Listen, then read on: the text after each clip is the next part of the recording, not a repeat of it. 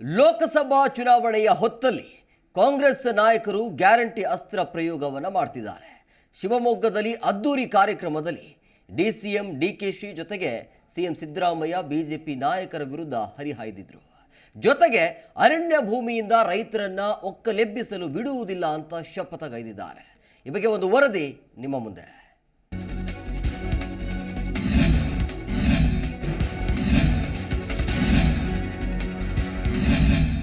ಲೋಕಸಭೆ ಚುನಾವಣೆ ಹೊತ್ತಲ್ಲಿ ಕಾಂಗ್ರೆಸ್ ಗ್ಯಾರಂಟಿ ಅಸ್ತ್ರ.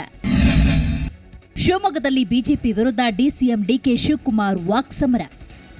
ಗ್ಯಾರಂಟಿ ಯೋಜನೆ ಮುಂದಿಟ್ಟುಕೊಂಡು ವಿಧಾನಸಭೆ ಚುನಾವಣೆಯಲ್ಲಿ ಭರ್ಜರಿ ಜಯ ಗಳಿಸಿದ ಕಾಂಗ್ರೆಸ್ ನಾಯಕರು ಈಗ ಲೋಕಸಭಾ ಚುನಾವಣೆ ಮೇಲೆ ಕಣ್ಣಿಟ್ಟಿದ್ದಾರೆ. ಜಿಲ್ಲೆಯಲ್ಲೂ ಕಾಂಗ್ರೆಸ್ ಗ್ಯಾರಂಟಿಗಳ ಫಲಾನುಭವಿಗಳ ಸಮಾವೇಶ ಹಮ್ಮಿಕೊಳ್ತಾ ಇದೆ. ಅದರಂತೆ ಶಿವಮೊಗ್ಗದ ಅಲ್ಲಮ್ಮ ಪ್ರಭು ಮೈದಾನದಲ್ಲಿ ಕಾಂಗ್ರೆಸ್ ಕಾರ್ಯಕ್ರಮ ಆಯೋಜಿಸಲಾಗಿತ್ತು. ಡಿಸಿಎಂ ಡಿಕೆ ಶಿವಕುಮಾರ್ ಸೇರಿದಂತೆ ಸಚಿವರು, ಶಾಸಕರು ಭಾಗಿಯಾಗಿದ್ದರು. ಸಮಾವೇಶದಲ್ಲಿ ಡಿಕೆ ಶಿವಕುಮಾರ್ ಮಾತನಾಡಿ, ಬಡವರನ್ನ ಒಕ್ಕಲೆಬ್ಬಿಸುವ ಕೆಲಸಕ್ಕೆ ಅವಕಾಶ ನೀಡುವುದಿಲ್ಲ. ಇದು ನಮ್ಮ ಸರ್ಕಾರದ ಜವಾಬ್ದಾರಿ.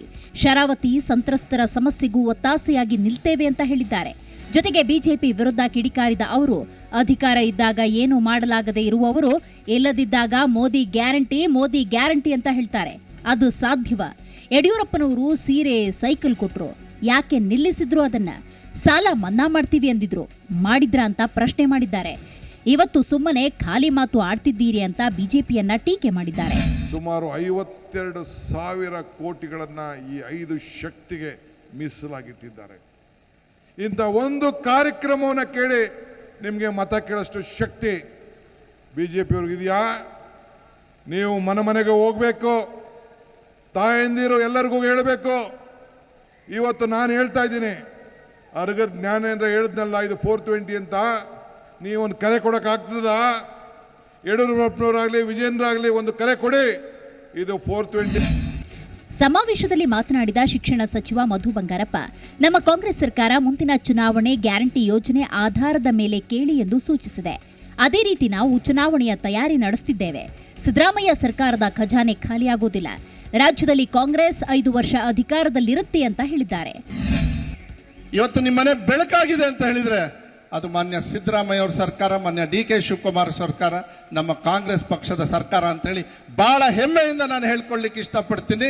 ನುಡಿದಂತೆ ನಡೆದಿದ್ದೇವೆ. ಆ ವಿಶ್ವಾಸವನ್ನ ಕೊಟ್ಟು ಇವತ್ತೇನಾರು ನಾವೆಲ್ಲ ಇಲ್ಲಿ ನಿಂತ್ಕೊಂಡಿದ್ದೀವಿ, ನಾವು ಗೆದ್ದಿದ್ದೀವಿ, ನಾವು ಶಾಸಕರೆಲ್ಲ ಗೆದ್ದಿದ್ದೀವಿ ಅಂತ ಹೇಳಿದ್ರೆ ಆ ವಿಶ್ವಾಸವನ್ನು ಇಟ್ಕೊಂಡು ನಮಗೆ ವಿಧಾನಸೌಧಕ್ಕೆ ಕಳಿಸಿದ್ರು. ಅದಾದನ್ನು ಅರ್ಥ ಬಿಡ್ತಾರೆ ಎಲ್ಲ ರಾಜಕೀಯ ಪಕ್ಷಗಳು.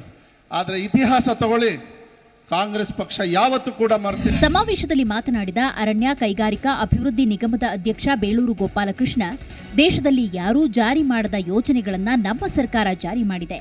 ಹಿಂದುಳಿದ ಬಡವರ ಪರವಾಗಿ ನಮ್ಮ ಸರ್ಕಾರ ನಿಂತಿದೆ. ನಮ್ಮ ಸರ್ಕಾರ ಎಲ್ಲರ ಪರವಾಗಿದೆ. ದಲಿತರು, ಹಿಂದುಳಿದ ಬಡವರ ಪರವಾಗಿದೆ. 5-6 ತಿಂಗಳಲ್ಲಿ 5 ಗ್ಯಾರಂಟಿ ಕೊಟ್ಟ ಸರ್ಕಾರ ನಮ್ಮದು ಅಂತ ಹೇಳಿದ್ದಾರೆ.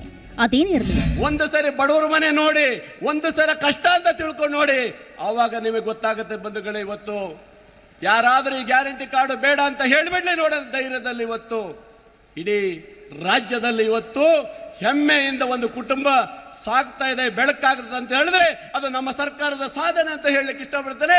ನಮ್ಮ ಮುಖ್ಯಮಂತ್ರಿಗಳಿಗೆ, ಉಪಮುಖ್ಯಮಂತ್ರಿಗಳಿಗೆ ಇವತ್ತು ಅಭಿನಂದನೆ ಸಲ್ಲಿಸಿದ ಬಂಧುಗಳೇ. ಇವತ್ತು ಗ್ಯಾರಂಟಿ ಸಕ್ಸಸ್ ಬೆನ್ನಲ್ಲೇ ಕಾಂಗ್ರೆಸ್ಗೆ ಹೊಸ ಹುಮ್ಮಸ್ಸು ಮೂಡಿದ್ದು ಲೋಕಸಭಾ ಚುನಾವಣೆಯಲ್ಲಿ ಗೆಲುವು ಸಾಧಿಸೋ ತವಕದಲ್ಲಿದೆ. ಜಿ ಕನ್ನಡ ನ್ಯೂಸ್, ಶಿವಮೊಗ್ಗ. ಜಿ ಕನ್ನಡ ನ್ಯೂಸ್ ಈಗ ನಿಮ್ಮ ಮನೆಯಲ್ಲೇ ನೋಡಿ. ಎಲ್ಲ ಕೇಬಲ್ಗಳಲ್ಲಿ ಈಗ ಲಭ್ಯ. Sun Direct 292, Jio TV 1334, U digital 162, City cable 51, GTPL 17, Abhishek cables 821, Rock Line telecommunication 51, Shri Basaveshwara number 60, Vinayaka digital number 53, In digital number 896ರಲ್ಲಿ. ನಿಮ್ಮಿಸ್ತದ ಜಿ ಕನ್ನಡ ನ್ಯೂಸ್ ನೋಡಿ ಆನಂದಿಸಿ.